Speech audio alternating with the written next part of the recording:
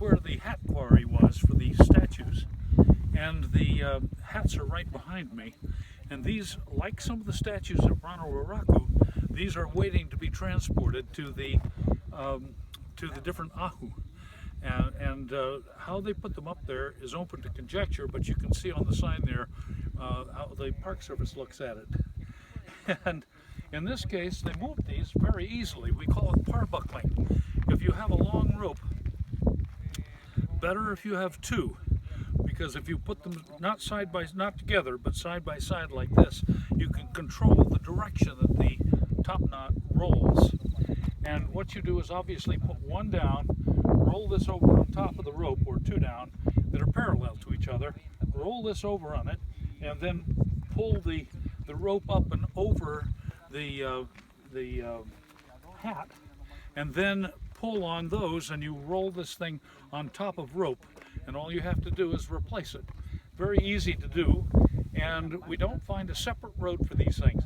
They came down, and when we excavated the main road of the Aramoai, we found red scoria bits, so we know that they used the same road for both the statues and the top knots.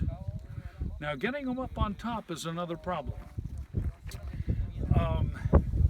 Joanne Van Tilburg, in her documentary, raised it by a method that Thor Heyerdahl asked and inquired about, prying on stones so that you gradually increase the slope of the statue.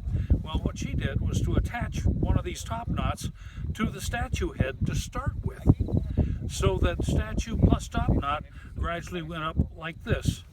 And unfortunately, I was able to see some outtakes of this process.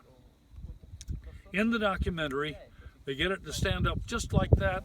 Freeze frame, please, freeze frame, so it stands there.